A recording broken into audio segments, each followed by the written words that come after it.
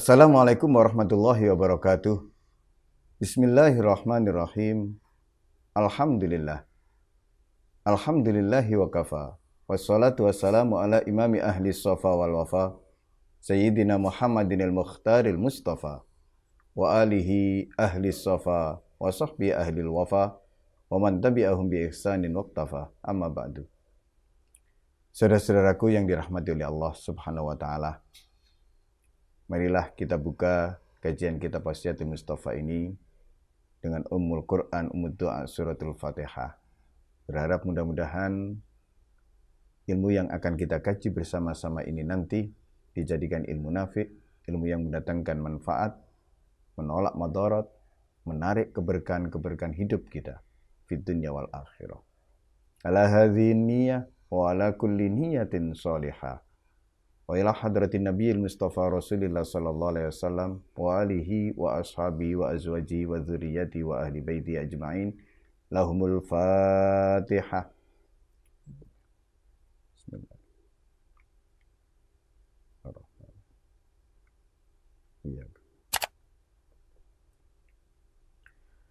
Qala Rasulullah sallallahu alaihi wasallam, ya Ali, alaika bis-siwak. Fafihi arba'atun wa ishruna fadilatan fid dini wal badan. Wahai Ali, tetapkanlah untuk dirimu bersiwak. Karena di dalam bersiwak ada 24 fadilah, ada 24 keutamaan, baik itu menyangkut urusan agama maupun urusan kesehatan tubuh jasmani. Terkait dengan fadilah atau keutamaan siwak, kita bisa lihat di kitab-kitab fikih seperti di kitab I'anatul Talibin 71 kalau nggak salah. Kemudian kitab Syarah Maqasid An-Nawawiyah, kitab Mughnil Muhtaj, dan lain sebagainya.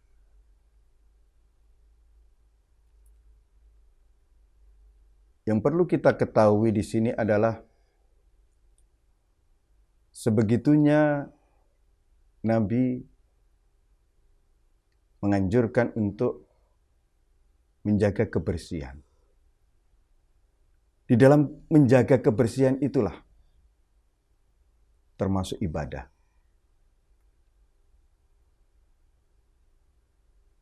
Seperti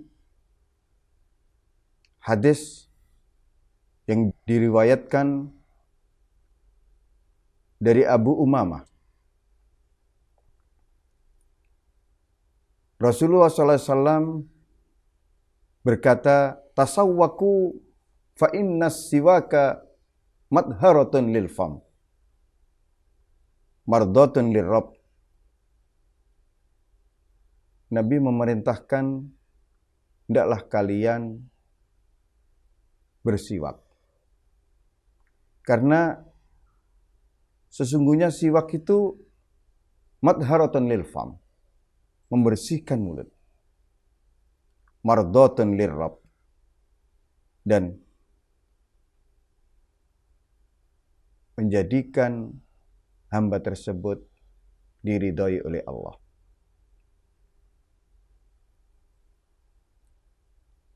Yang bisa kita ambil dari hadis Nabi yang pendek ini, bahwasannya Islam itu dinun nadhafah, agama kebersihan, dan sangat menganjurkan kebersihan badaniyah.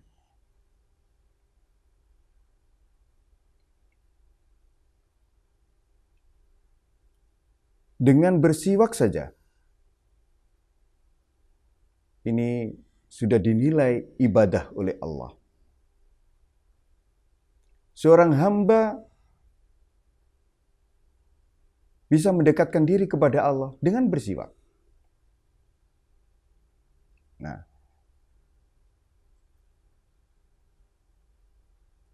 Dalam suatu kesempatan Nabi juga bersabda, "Maja'ani Jibril illa awsani bisiwak. Hatta laqad khasyitu ay yufrada alayya wa ala ummati.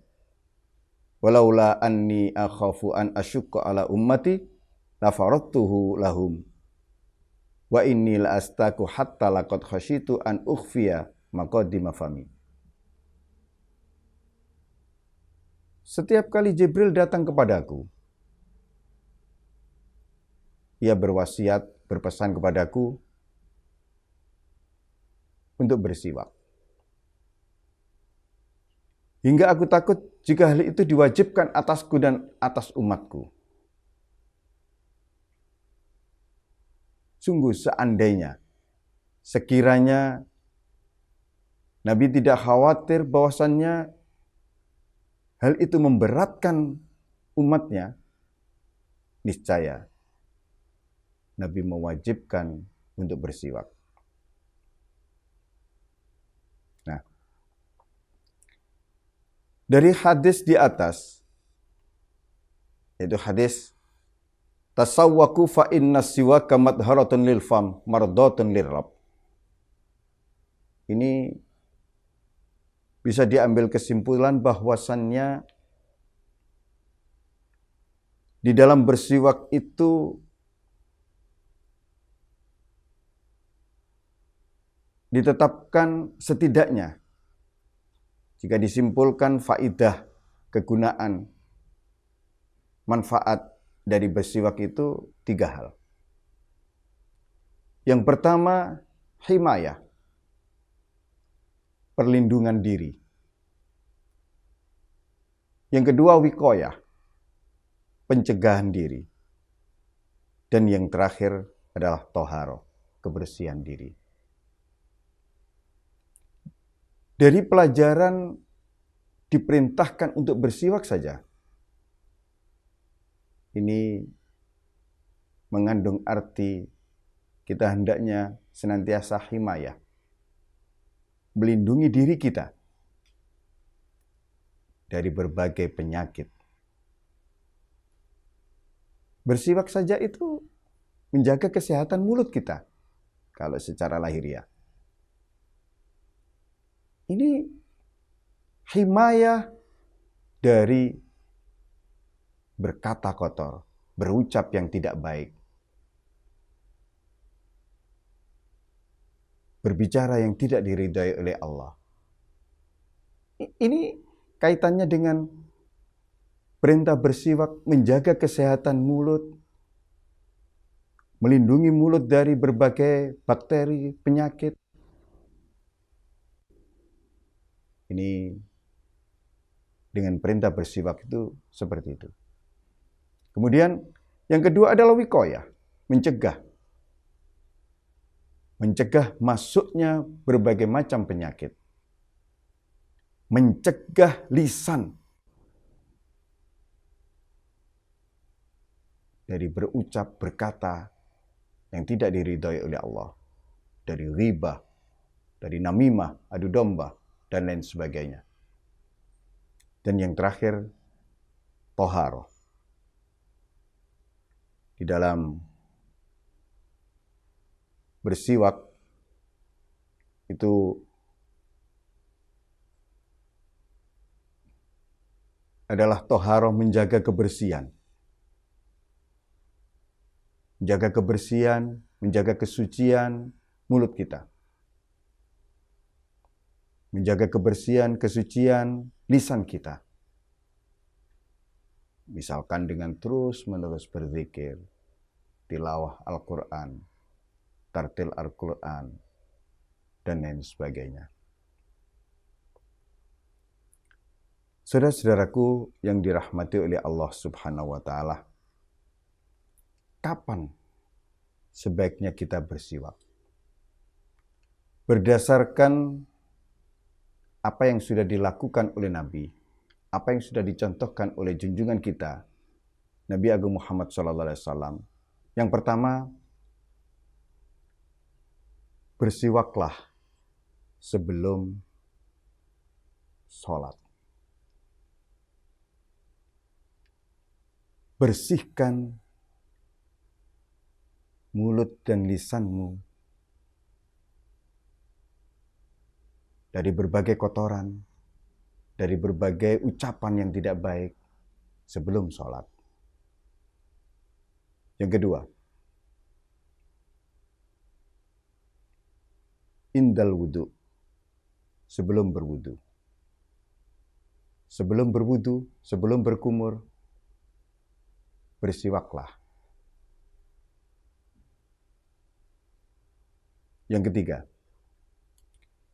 inda qiraatil Qur'an, sebelum membaca Al-Quran, bersihkan mulut dengan bersiwak.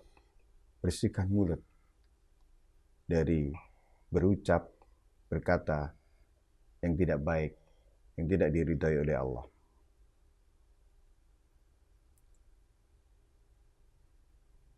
Yang keempat, ketika bangun tidur, terutama di malam hari. Jadi mau qiyamul lail, bangun tidur, bersiwaklah. Masuk kamar mandi, gosok gigi, begitu seterusnya. Yang kelima, ketika akan memasuki rumah,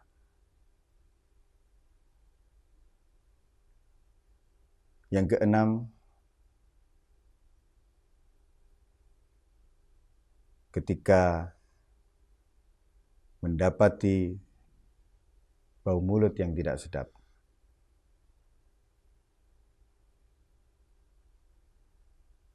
Saudara-saudaraku yang dirahmati oleh Allah Subhanahu wa Ta'ala, itu waktu-waktu di mana sebaiknya kita bersiwak. Yang jika disimpulkan,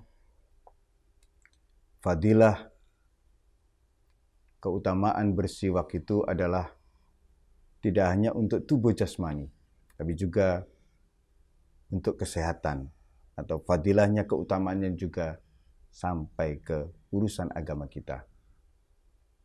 Artinya, tidak hanya kita membersihkan diri dari berbagai macam kotoran dan najis, tapi kita bersihkan pula diri dalam kita.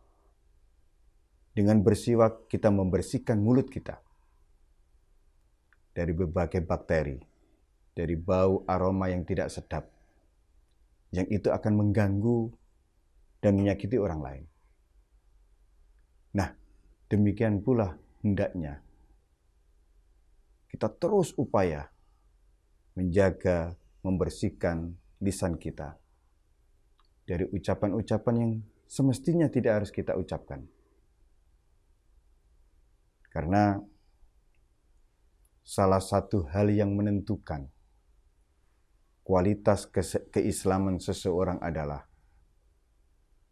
kemampuannya menjaga lisannya dari menyakiti orang lain. Jika lisan kita sudah tidak lagi menyakiti orang lain, separuh dari kualitas keislaman kita bagus. Dan kita semua tahu bahwa di antara organ tubuh yang paling banyak memproduksi salah, dosa, adalah mulut kita. Semoga melalui wasiat Nabi yang sangat menganjurkan kepada kita semua untuk senantiasa bersiwak, menjaga kesehatan tubuh kita, melindungi mulut kita, menjaga mulut kita, membersihkan mulut kita. Ini menjadikan muhasabah tersendiri, introspeksi.